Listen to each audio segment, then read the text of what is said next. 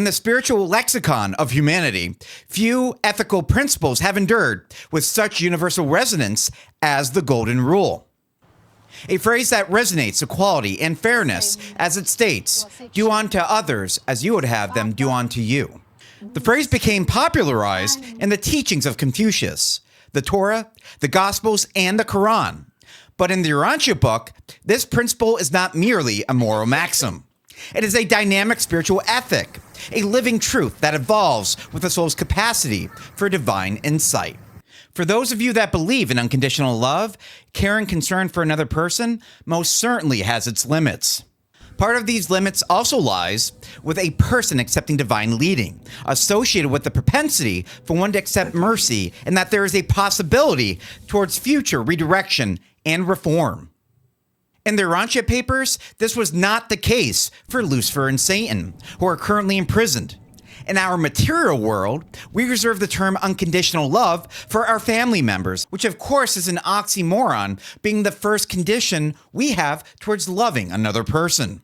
In the spiritual realm, there are things an entity can do to eventually become extinguished from cosmic existence. Unlike the static formulations found in many traditions, the Urantia Book presents the Golden Rule as a spiritually activated principle, one that transcends mere reciprocity and becomes a vehicle for cosmic brotherhood.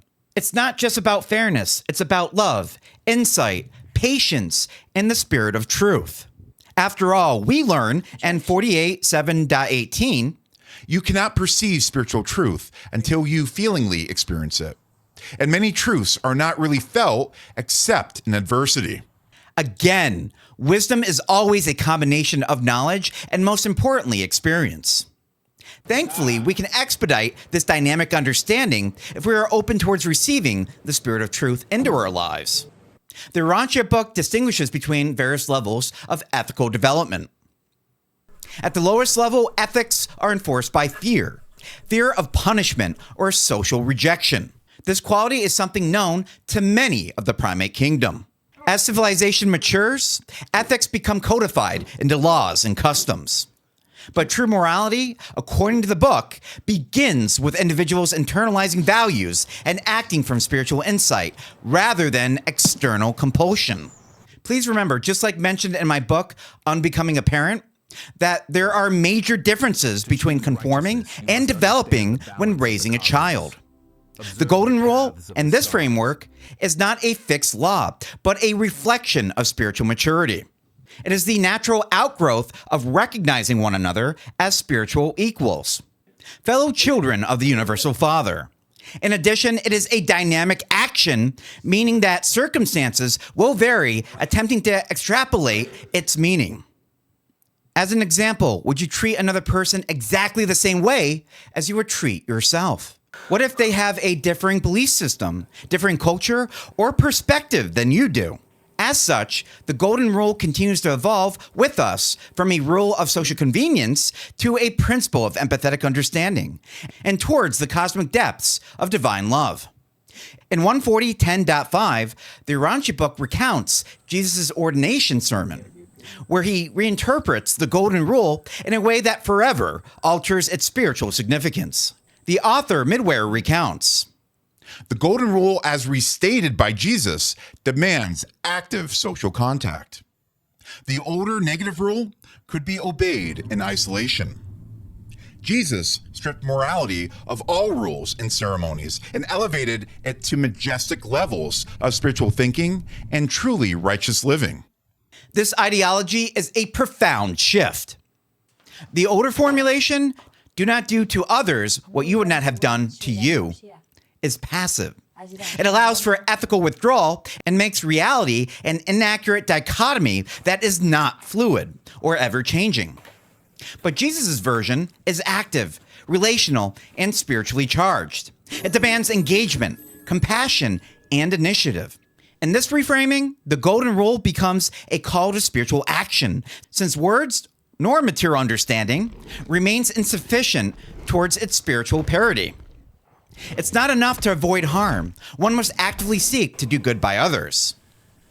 But don't worry, Christ Michael does not expect you to do this alone and will guide you by his very own Spirit of Truth.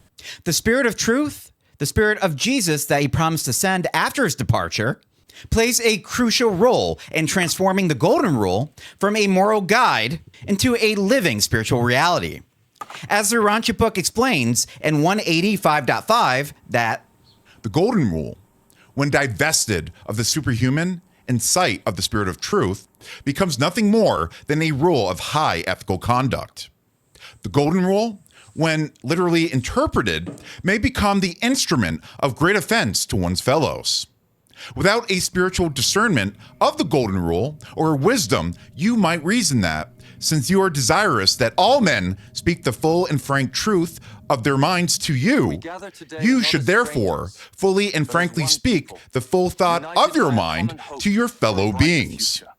Such an unspiritual interpretation of the Golden Rule might result in untold happiness and no end of sorrow.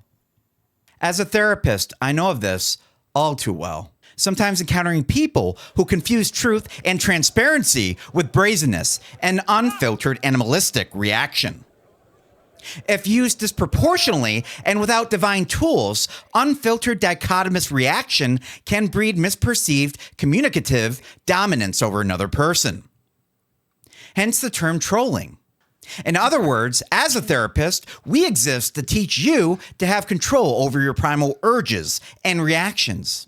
And being a proverbial punching bag will only give that person an opportunity to falsely feel empowered, which would only teach stagnation. This insight is key. For those that are new to the Urantia Book, one of the spiritual goals of this life is to overcome and master vestigial traits of our creature existence and not succumb to them. The scared straight psychological interventions of old, which at best only leads to conformity, does not foster the insight and growth environment to internally develop, especially due to the release of glucocorticoids or stress hormones that literally shut down the human brain. As a brief example, when I was a shift coordinator responding to all crisis events with serious juvenile offenders, I always waited the night or morning after most critical incidents to process what truly happened. Perhaps you can leave some comments below to speculate why I did this.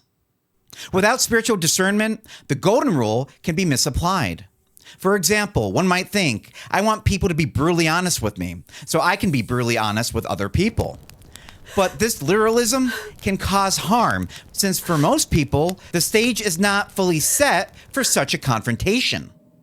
For those of you that wish to see how compassionate criticism is modeled, I would encourage you to read Jesus' farewell discourse, admonishing several of his apostles before he left in 181, 2.2 to 29. To simplify what I'm trying to say here, try not to focus so much on what you're saying to another person, rather than how you're saying it. If your criticisms are coming from a heartfelt place of love and investment to the person that's across from you, it will often be received as such. If, on the other hand, it is coming from a place of superiority or attempts at controlling another person, then as a joke, go find yourself a bridge to live under. People often portray themselves as what they want other people to see rather than who they truly are. For those people that often are lacking these divine attributes, the harder I have witnessed their attempts towards falsely portraying to others that they are to the contrary. The Spirit of Truth helps us interpret this rule with wisdom, empathy, and spiritual sensitivity. Thus, the Golden Rule is not a rigid formula. It is a dynamic principle that adapts to context, guided by the indwelling spirit and the evolving soul. One of the most beautiful aspects of the Urantia Book is its portrayal of the Master Universe as one big cosmic family, representing a vast brotherhood of beings united by their own origin in the Universal Father. The brotherhood of man is yet a small step towards the grander picture of the brotherhood of all God-knowing creatures throughout the Master Universe. In this cosmic context, the Golden Rule becomes more than a human ethic. It becomes a reflection of divine relationship. To treat others as we would be treated is to recognize their divine dignity and volition. It is to affirm their spiritual growth regardless of status, culture, or belief. This is not mere sentimentality, but a cosmic reality.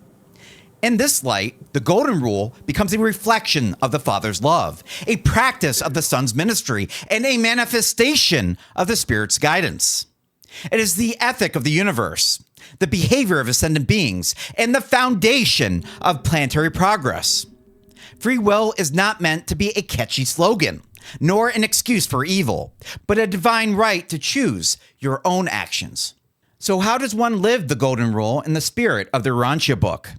It begins with spiritual perception. One must see others not merely as fellow humans, but as fellow souls, indwelt by the same divine presence, destined for the same end goal of meeting our Creator. One must eventually realize that life is not as simple as creature perspective suggests, and that seeing the person across from you as being you if given a different body along with a differing perspective is a great place to start. In the Law of One, the collective conscious Ra identifies this reality as other selves.